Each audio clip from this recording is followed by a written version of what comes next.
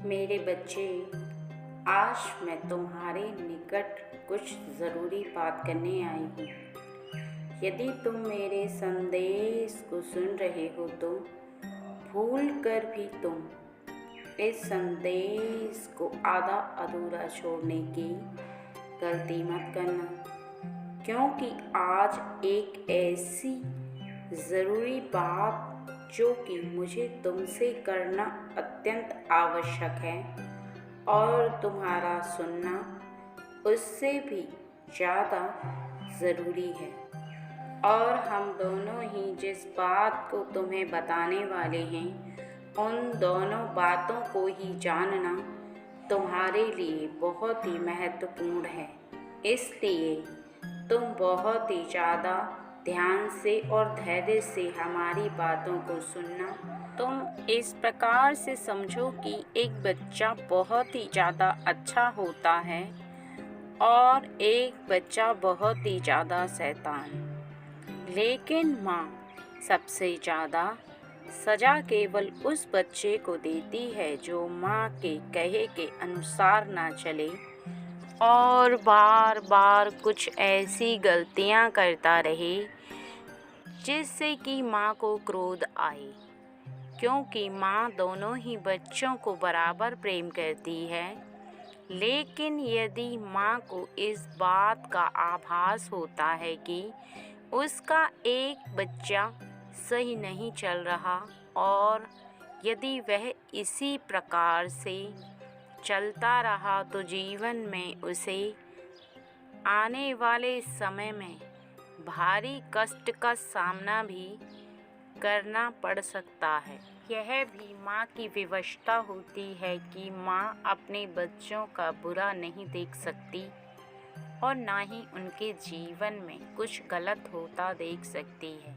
माँ को अपने बच्चे के भविष्य के बारे में बहुत ही ज़्यादा चिंता घेर कर रखती है और माँ हमेशा उसके बारे में पूर्ण रूप से विचार करती रहती है कि मेरी बच्चे के ऊपर कभी भी कोई भी मुसीबत ना आए, और यदि कोई भी परेशानी आने वाली होती है तो पहले ही उसे समझाना अपना धर्म समझती है और अपने हृदय में जो उसके लिए प्रेम बसा होता है उससे भी वह बहुत ज़्यादा डरती है, क्योंकि माँ की ममता इस तरह होती है कि बच्चे को कोई नुकसान भी ना होने देना चाहती है और ज़रूरत पड़े तो डांट कर उसे संभाल भी लेती है।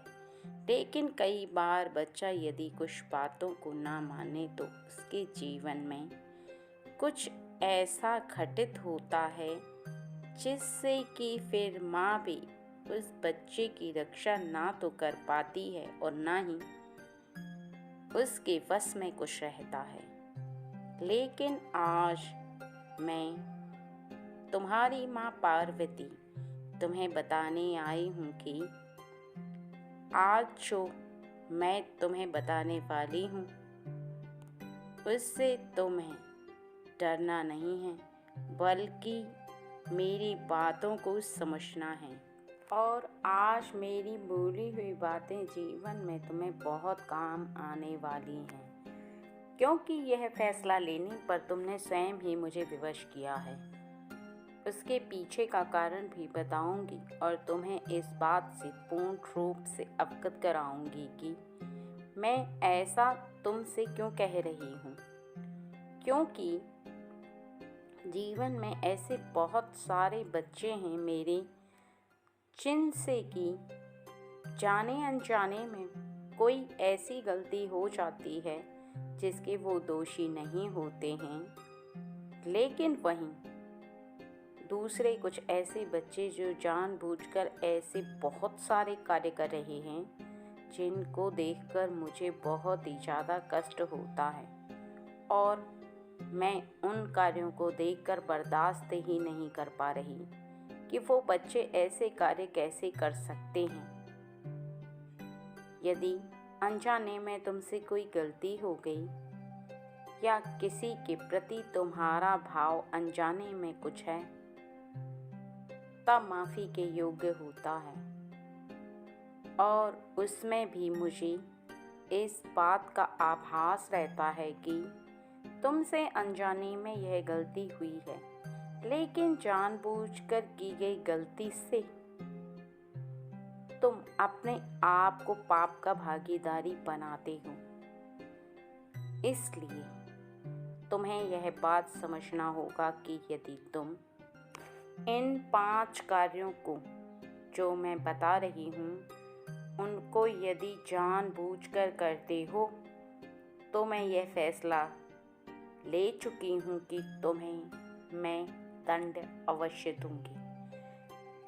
इसलिए तुम भूल कर भी इन 5 कार्यों को मत करना। ध्यान रखना कि आज जो मैं तुम्हें कार्य बता रही हूँ वो तुमने किया तो आगे चलकर तुम्हें मेरे क्रोध का सामना भी करना पड़ेगा और तुम दंड के भागीदारी भी बनोगे।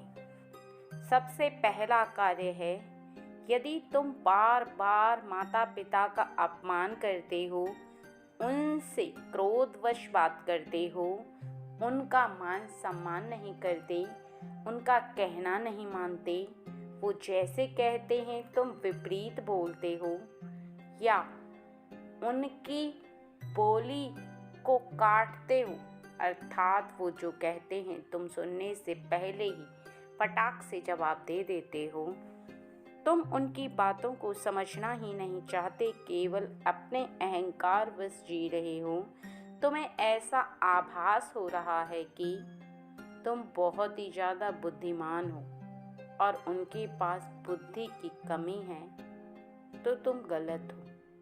और यदि ऐसा कर रहे हो तो निश्चित ही मुझे क्रोध आएगा और यह भी फैसला ले चुकी हूँ मैं कि मैं कुछ न कुछ तुम्हें दंड अवश्य दूंगी।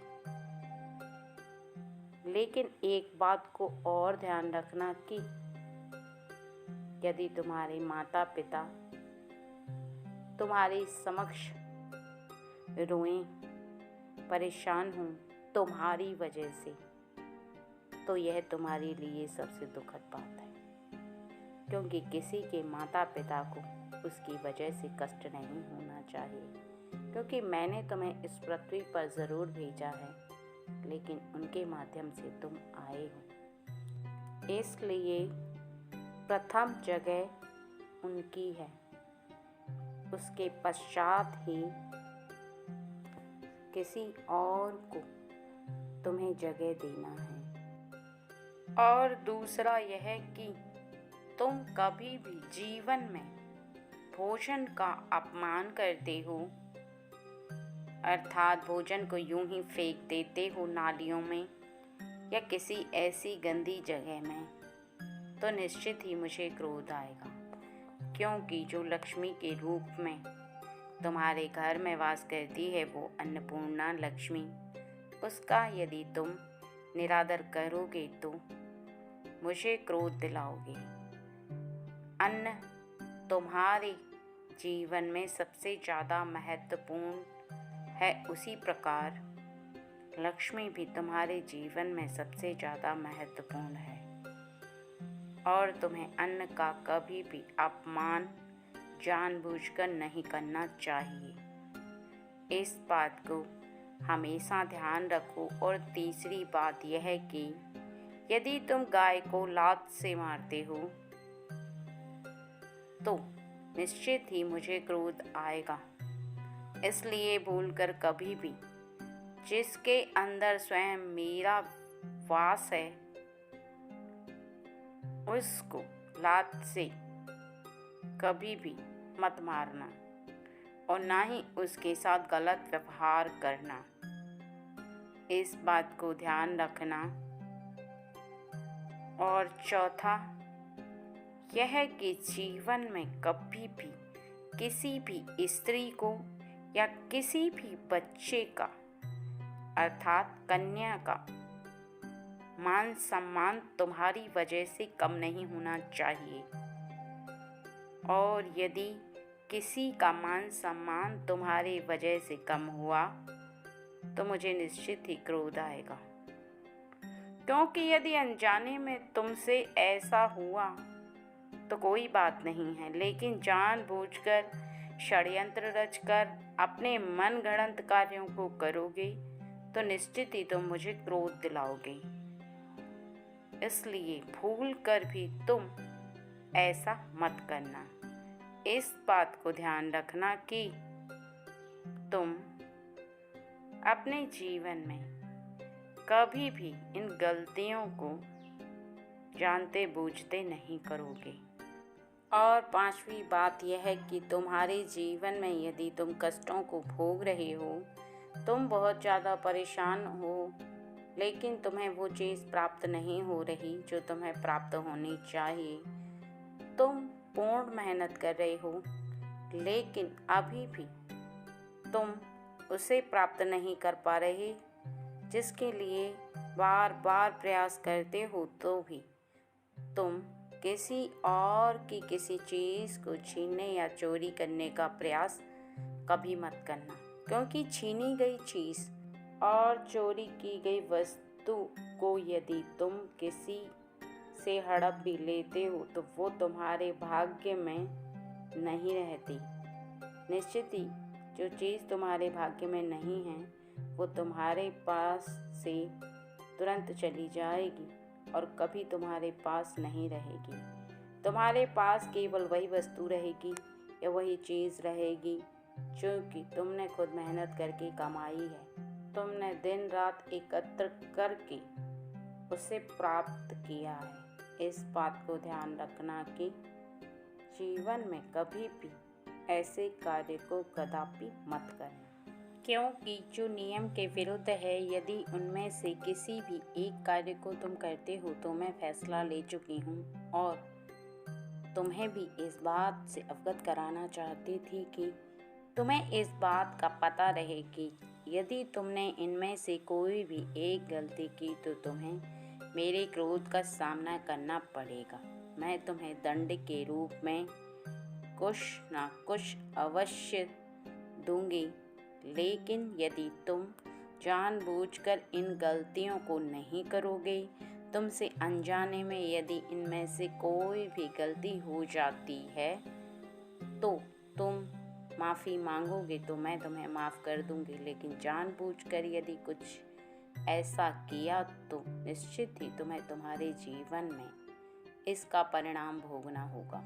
इस बात को तुम समझ लो, क्योंकि मैं हर चीज़ को बर्दाश्त कर सकती हूँ और तुमसे प्रेम भी बहुत करती हूँ, लेकिन ऐसी कोई भी बात बर्दाश्त मुझसे नहीं होती है कि तुम किसी का अपमान करो, चाहे वह अपना हो या पराया, चाहे वह जानवर हो या कोई भी इंसान, या फिर तुम किसी और का अधिकार छीनो, उसकी मेहनत से कमाई हुई पूंजी को हड़पने का प्रयास करो जिस पर तुम्हारा बिल्कुल भी अधिकार नहीं है।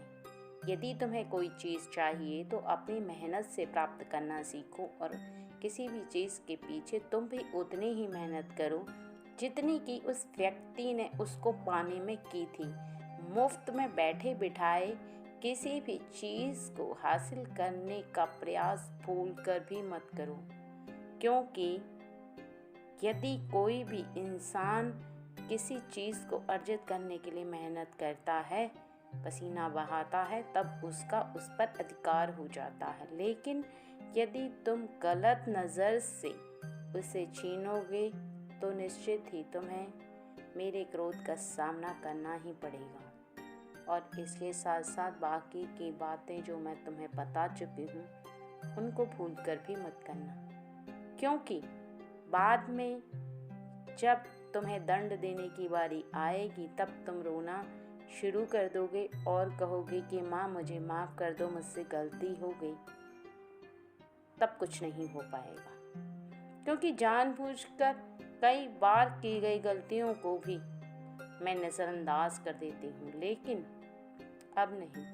अब मैं फैसला ले चुकी हूँ कि तुम्हारी गलतियों की सज़ा और की गई जानबूझकर गलती का फल तुम्हें अवश्य प्राप्त होगा, जिससे कि तुम आगे गलतियां ना करो। मेरे बच्चे, मैं तुमसे बहुत प्रेम करती हूँ, इसीलिए तुम्हें समझाने आई हूँ कि मुझे विवश मत करना कि मैं तुम पर क्रोध करूं, मजबूर मत करना मुझे, क्योंकि कोई भी माँ अपने बच्चे पर कभी भी क्रोध करना नहीं चाहती है, लेकिन जब वो विवश हो जाती है, बच्चा सभी हदों को पार कर देता है, तो फिर माँ के पास कोई रास्ता नहीं बचता केवल क्रोध करने के और उसे दंड देने के। इसलिए इस बात को विशेष ध्यान रखना कि यदि तुम्हें तुम्हारे जीवन में कोई भी परेशानी हो तो मुझसे कहना, मैं तुम्हें उसका रास्ता बताऊंगी और दिखाऊंगी भी कि तुम इस रास्ते से चलो, तुम्हारी परेशानी इस रास्ते से दूर होगी। लेकिन अपने आप ही तुम कोई रास्ता ऐसा मत चुन लेना जो कि सही ना हो। मैं तुम्हारी माँ काली तुम्हें बताना चाहती हूँ कि मैं भी तुम्हारी पार्वती माँ की तरह एक फैसला ले चुकी हूँ, तय कर चुकी हूँ कि यदि जीवन में ऐसा हुआ तो तुम्हें मेरे क्रोध का सामना भी करना पड़ सकता है और मेरे प्रेम का सामना भी करना पड़ सकता है। दोनों बातें हैं, लेकिन सबसे पहले तो मैं तुम्हें वो बात बताऊंगी जिससे तुम जिस कार्य को करते हो तो मुझे बहुत ही ज़्यादा प्रसन्नता होगी और मैं तुमसे अत्यधिक प्रेम करूंगी। क्रोध तो मुझे तुम पर कभी आएगा ही नहीं। बस तुम ध्यान रखना कि हमेशा सबसे प्रेम करना और प्रेम वश बात करना, हर किसी व्यक्ति के अंदर प्रेम को ढूंढना, अर्थात उसे प्रेम भरी निगाहों से देखना और प्रेम भरी वार्तालाप करना। किसी को अपनी तरह समझना कि यदि जैसे तुम परेशानी में हो या तुम जिस तरह से जीवन को गुजार रहे हो, वो भी उसी तरह से मेहनत करके अपने जीवन को चला रहा है। हर व्यक्ति अपने अपने लिए कार्यों को कर रहा है और हर व्यक्ति को अपने कार्य से प्रेम होता है। इसलिए तुम इस बात को भी स्मरण रखना कि कभी भी कोई व्यक्ति तुमसे कोई भी राय मांगे तो उसे कभी भी गलत राय मत देना, क्योंकि हो सकता है कि भविष्य में तुम्हें कभी भी राय की ज़रूरत पड़े तो तुम्हें भी कोई व्यक्ति गलत राय दे देगा, क्योंकि जब तुम किसी को सही राय दोगे तभी तुम्हें देने वाला व्यक्ति सही राय देगा, क्योंकि प्रकृति के नियम में यही है कि तुम जैसा करोगे वैसा तुम्हारे पास वापस होकर आएगा। पर मेरे साथ भी ऐसा ही है, मैं भी तुम्हारे साथ ऐसा ही करती हूँ। इसलिए तुम कभी भी ऐसे मत करना जिससे कि तुम्हारे साथ कुछ गलत हो। और इसके साथ साथ मैं ये फैसला भी ले चुकी हूँ कि आखिरी पल, जब तुम्हारे किसी भी दिन का आखिरी ऐसा पल हो जब तुम अपने किसी भी बात के बारे में पूर्ण विचार से सोचो कि तुमने जीवन में क्या खोया है और क्या पाया है, कौन से कार्यों को तुम्हें करना चाहिए था और कौन से कार्यों को तुम्हें नहीं करना चाहिए था। एक दिन पूर्ण रूप से विचार करो, सोचो बार बार इस बात के बारे में और सोच कर फिर तय करो कि कहाँ पर तुमसे कौन सी गलती हो गई। उस गलती को तुम आगे नहीं करोगे और तुमने ऐसा कौन सा मार्ग है जो चुनने में गलती कर दी। तुम्हारा चुनाव गलत है, इसलिए तुम्हें ये मुश्किलें झेलनी पड़ रही हैं, या तुम चल नहीं पा रहे हो इसलिए तुम्हें मुश्किल झेलनी पड़ रही हैं। तुम्हारा जो भी निर्णय होगा उसके पश्चात तो मेरे समक्ष आ जाना और केवल 11 बार ओम नमः शिवाय का जाप करते हुए केवल एक बार सच्चे मन से मुझसे प्रार्थना कर देना कि मुझे सही रास्ता दिखाओ माँ। मेरे उस रास्ते पर कदम खुद ब खुद चल पड़े जो मेरे जीवन के लिए सही है। मुझे उस जीवन के सही रास्ते पर चला दो माँ। मैं तुमसे वादा करती हूँ कि मेरा स्वयं ये फैसला है कि मैं स्वयं तुम्हें उस रास्ते पर ज़रूर चलाऊँगी, अर्थात तुम्हारे हृदय में ये बात विराजमान कर दूँगी कि तुम इस रास्ते से चलो और तुम्हें इस रास्ते से ही मंजिल प्राप्त होगी। लेकिन तुम भी इस बात को ध्यान में रखना कि सच्चे मन से सोचोगे तभी तुम्हारा कोई भी कार्य पूरा होगा। और इस बात को भी ध्यान रखोगे जीवन में यदि कभी भी मुश्किल आए तो तुम्हें डरना नहीं है, तुम इस बात को हर पल सोचो कि तुम्हारे साथ तुम्हारी काली माँ है, तुम्हें जीवन में कभी भी परेशान नहीं होने देंगी।